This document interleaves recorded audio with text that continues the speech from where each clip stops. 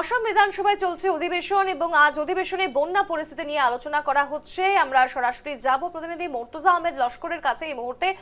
যেহেতু আমরা জানি অসম বিধানসভার অধিবেশন চলছে এবং অসমে বন্যা একেবারে বিভীষিকার তৈরি করেছে। উল্লেখ্য, আমরা জানি যে মর্তুজা এই মুহূর্তে আজ কিন্তু অধিবেশনে বন্যা পরিস্থিতি নিয়ে আলোচনা হয়েছে এবং কি কি তথ্য উঠে আসছে জানবো তোমার কাছ থেকে। অসম বিধানসভার বাজেট অধিবেশনের আজ 11 দিন, কিন্তু এই 11 দিনে বেশ কয়েকটি গুরুত্বপূর্ণ বিষয়। প্রথমে যদি বলি, অসমের যে আপার আসামের বন্যা অর্থাৎ ভয়াবহ প্রাকৃতিক বিপর্যয় নিয়ে আলোচনা হয়েছে। তার পাশাপাশি গুয়াহাটির কৃত্রিম বন্যা অর্থাৎ গতকাল রাত থেকে গুয়াহাটির যে অবস্থা অর্থাৎ গুয়াহাটি মহানগরের বিভিন্ন প্রান্ত অর্থাৎ জোড়াবাট 6 মাইল রুক্মিণীনগর সহ এই মুহূর্তে অবধি কিন্তু আজ সকাল অবধি কিন্তু রুক্মিণীনগরে কিন্তু ভয়াবহ দেখা দিয়েছে প্রাকৃতিক বিপর্যয় অর্থাৎ ভয়াবহ বন্যা দেখা দিয়েছে, কৃত্রিম বন্যা। এবং সেই কৃত্রিম বন্যা এখন অবধি মানুষ কিন্তু আটকে রয়েছেন।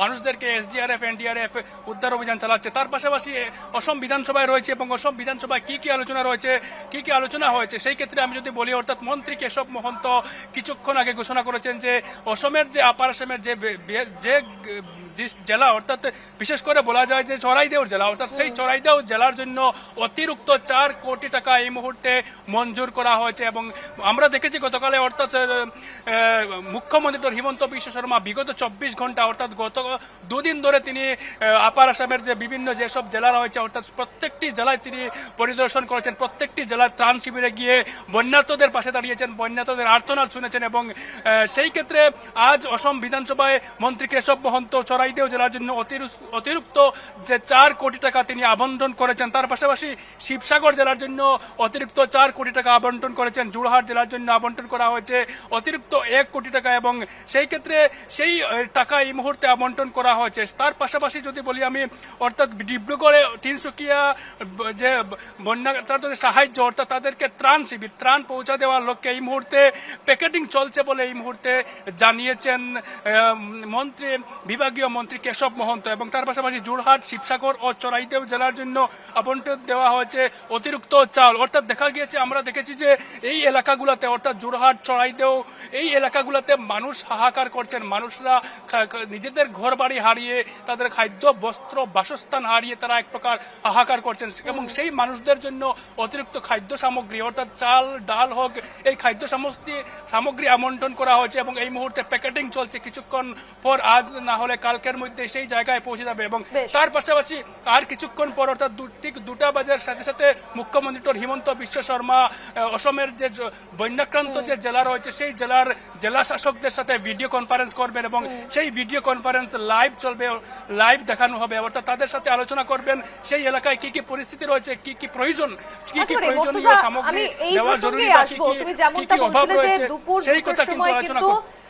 কনফারেন্সিং রয়েছে, ভিডিও কনফারেন্সিং করবেন তিনি প্রত্যেক জেলা শাসকদের সঙ্গে। এবং এই মুহূর্তে যেহেতু তথ্য উঠে আসছে যে মুখ্যমন্ত্রী ডক্টর হিমন্ত বিশ্ব শর্মা বলেছেন যে বন্যা এখনো পর্যন্ত 50 জনের প্রাণ গেছে, 40 জন এখনো পর্যন্ত নাজিরা থেকেই কিন্তু নিখোঁজ। আর বিভিন্ন প্রান্তে যেহেতু বিদ্যুৎ বিচ্ছিন্ন রয়েছে, 60,000 মানুষ বিদ্যুৎ বিচ্ছিন্নহীন অবস্থায় রয়েছেন এবং তাদেরকে কিন্তু ত্রাণ সামগ্রী বিতরণ করাটা যথেষ্ট চ্যালেঞ্জের ব্যাপার।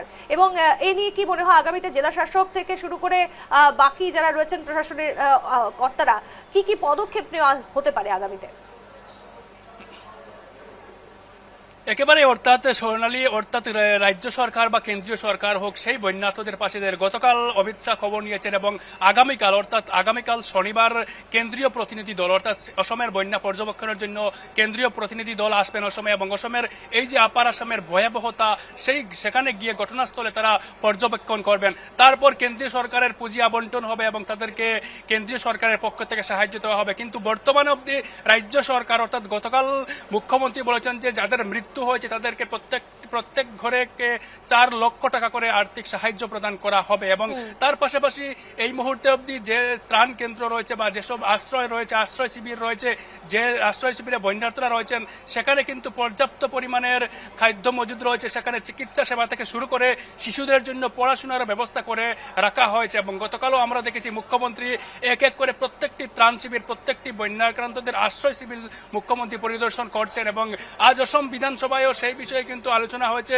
বিভিন্ন বিধায়করা তাদের এলাকার বিভিন্ন বন্যার্থদের সমস্যার কথা তুলে ধরেছেন। তার পাশাপাশি অসম বিধানসভায়ও কিন্তু বিভাগীয় মন্ত্রী সেই এলাকা অর্থাৎ চড়াইদেও হোক বা জোরহাট সহ বিভিন্ন এই যে এলাকা আপার আসামের সেই এলাকাগুলোতে সেই জেলাগুলোতে টাকার জন্য অর্থাৎ সেই বন্যার্থদের সাহায্যের জন্য প্রায় 4 কোটি টাকা করে অতিরিক্ত টাকা বলছি।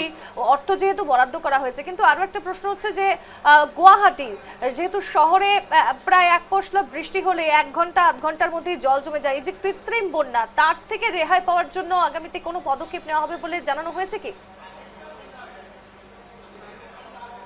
একেবারে, অর্থাৎ আমি কিছুক্ষণ আগে দিসপুরের বিধায়ক প্রদ্যুৎ বরদলৈর সাথে কথা বলেছিলাম। প্রদ্যুৎ বরদলৈ বলেছেন যে মেঘালয়ের পানি অর্থাৎ মেঘালয় থেকে জল নেমে আসার কারণে এই প্রাকৃতিক বিপর্যয় হয় গুয়াহাটিতে, বিশেষ করে জোরাবাট এলাকায়।